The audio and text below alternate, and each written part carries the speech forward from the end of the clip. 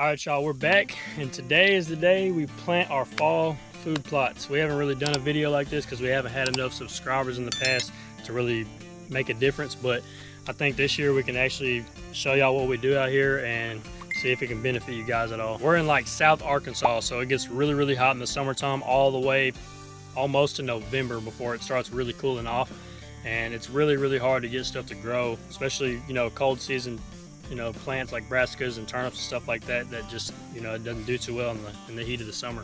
I've been doing a ton of research into like no-till drills and stuff like that. Everybody says tilling is just so bad for your soil and this and that, and that is true, and I just picked up a no-till drill, but after looking at all this, I don't even know if I'm going to use it just because of how difficult it seems to set up. You've got to have your seed depth perfect, you got to have your seeds per acre perfect, and everything's just got to go absolutely perfect if you're going to use a no-till drill, which is fine. And if you really know what you're doing, or you have a newer one, like the one I have is like ancient, so I mean, if you have a really good no-till drill or you really know what you're doing as far as calibration, it's definitely the best way to go. We came in here this spring and we planted a ton of fruit trees, I think over 30 or 40 fruit trees, and a whole bunch of berry bushes, and obviously, you know, we planted our summer plots and they did pretty decent. So behind me is one of our food plots, and we have a fruit tree right here. Some of these fruit trees actually produced this year, and we planted them just a few months ago. They've already got a few apples on them, a few pears on them. It just depends which. It's very rare to already have that when you just planted them that season, but we did get some older trees.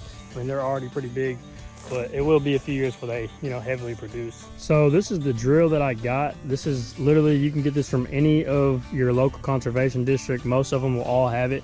If you want to try, and I am going to try to use this, but it's so ancient, like you have to adjust your seed depth, like, so this would need to go down, I believe, to make your seed depth, you know, more shallow. If I'm planting clover and stuff like that, I'm not going to want it to be super deep.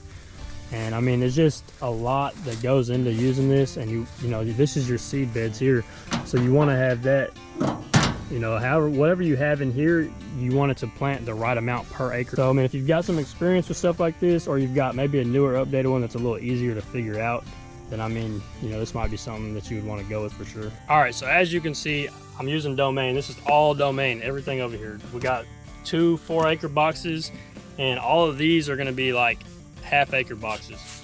I got a whole bunch of these Ladino white clovers. They're only like 1/8 of an acre, but let me tell you, these are like the best thing you can plant as far as just like clover that's going to come back every year. I mean, this just does really, really good.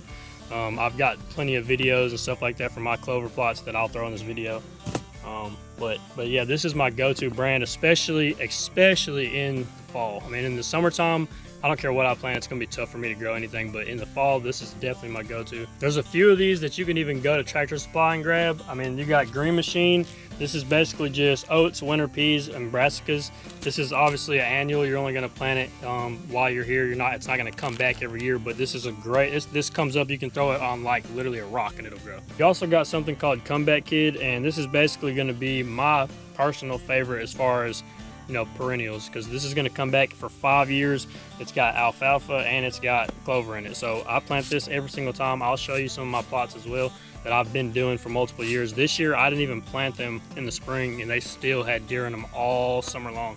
If you're kind of undecided and don't really know what you want to get, Forage Factory might be the best thing for you for your, it depends how big of a plot you're trying to do.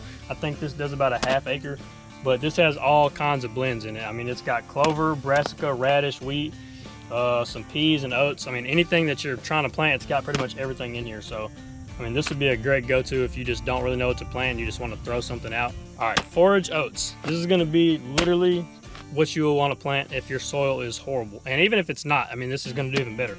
But if your soil is not that good and you don't have a lot of, you know, good area to plant things, like it's rocky, sandy soil, whatever, forage oats will literally grow like on a rock. And I said that before on the other one, but it has oats in it as well.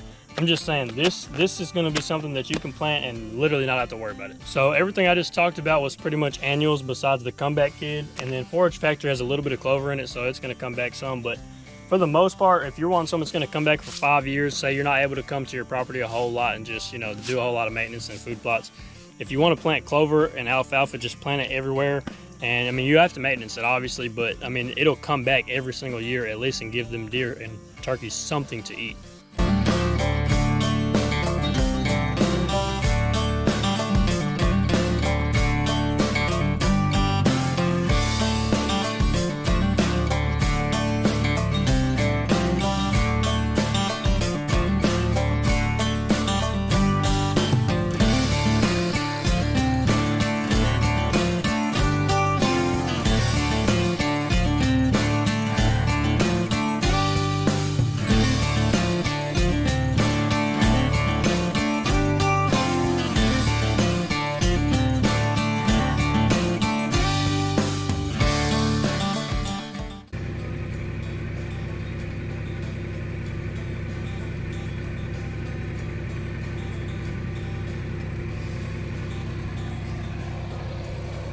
We almost killed him, guys, but hey, I think this is a black racer.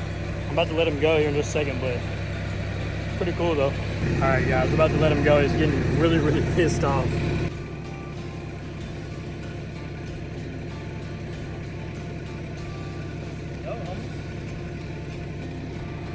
All right, y'all, we're gonna start out with this straight up just Ladino white clover.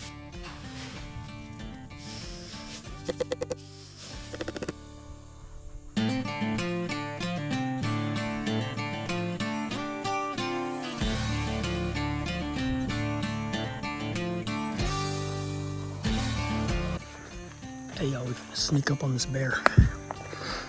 Watch this.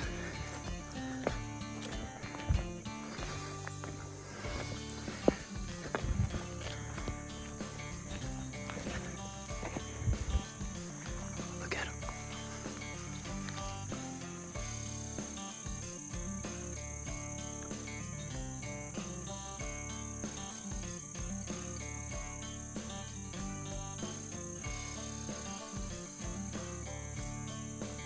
Bro, he ain't even worried about me.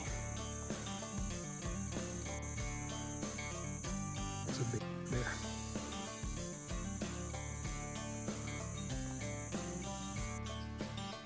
Alright, y'all, we got a couple of deer up here browsing on our other clover plot. It's not quite as good as that one over there, but it's definitely still doing pretty good this season. But it's kind of hard to tell because they're super far away, but you can definitely tell they're up there browsing on that. I literally just got drenched. I've been out here all day and it literally decides to downpour the one day I come. It hasn't rained in months out here. I come for one day and it just downpours. I've got about half the seed put out. I still got the other half. I'm gonna go to my spot right now and we're gonna get to work on that one. All right, y'all, we're at my spot and you know, I just bush hogged this. I didn't want to till it just because I still have a lot of stuff left from my summer plots.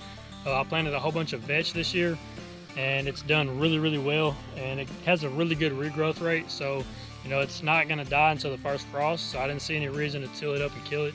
I bush hogged it real short. It's going to grow back. I'm going to plant the stuff that I've got here into what I've already got, and it should do really well together. All right, y'all, that's pretty much going to wrap up the video for today.